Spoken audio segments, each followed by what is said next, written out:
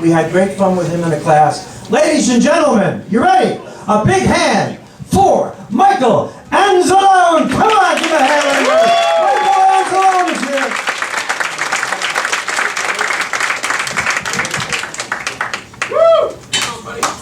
Thank you. Thanks for coming out. My name is Michael Anzalone, as you know. And I grew up in an Italian family, the youngest of 3 boys. And I always tried to get my brothers to play with me, but they didn't want to be bothered. So I'd always try to get them in trouble. And my go-to thing was to make a loud noise and say, "Gary, stop hitting me!" Worked every time, just like a charm. And so one day, I turned around, and who's standing behind me but Mom? So that's basically the day that I learned about karma and the other use for a wooden spoon.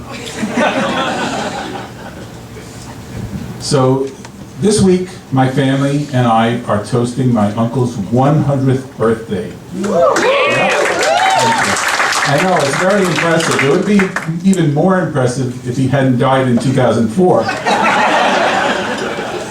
But when he passed, I went with my aunt to make the funeral arrangements, and the funeral director said, "Would you like to buy an extended warranty for the casket?"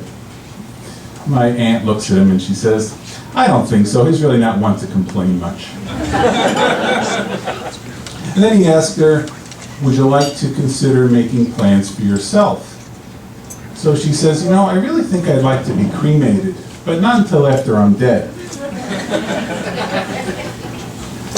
So my wife and I were a perfect match, especially when it has anything to do with food. She just loves to cook, and I love to help her out. And I also love to eat, although you probably wouldn't know it. So normally when she's cooking, I'll try to help by setting the table, and every once in a while, I'll try to cook, and she'll silence the smoke detector. So, but my wife, she just loves to complain. That's it.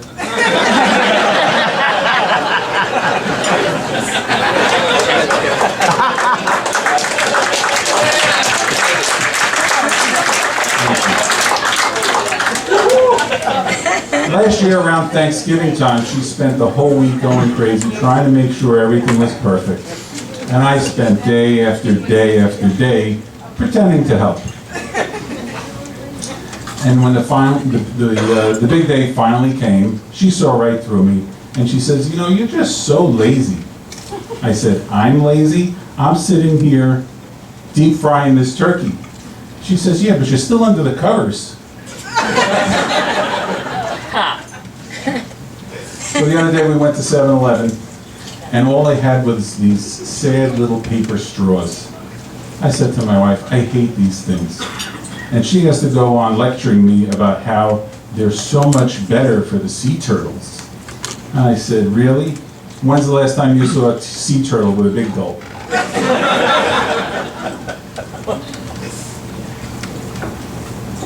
So the other night we went out to dinner with some friends, and we had a fantastic meal. The appetizers were awesome, and the entrees were huge. And you know my favorite part, of course, looking at the reaction I get from them when I tell them I forgot my wallet. So the other day I was at a stop sign, and a car pulls up to me and rolls down the window and says, "Hey buddy, that car looks like a piece of shit. You should get it off the road. Oh, and you need air in your tire." I said, "Which one?" "The one that's flat." I said, "Thanks, Mom."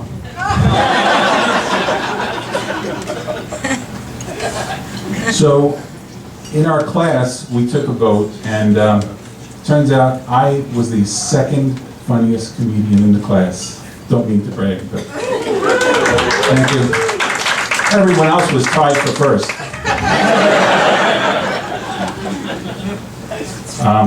I have a few new jokes I'd like to try out just to see your reaction, see if you like them, tell me what you think. grab my notes. Okay, toilet paper, string cheese, batteries, toothpaste. Oh shit. This is my wife's grocery list. On the bright side, she's probably killing it right now at Stop and Shop. That's it for me. Thank you for your time.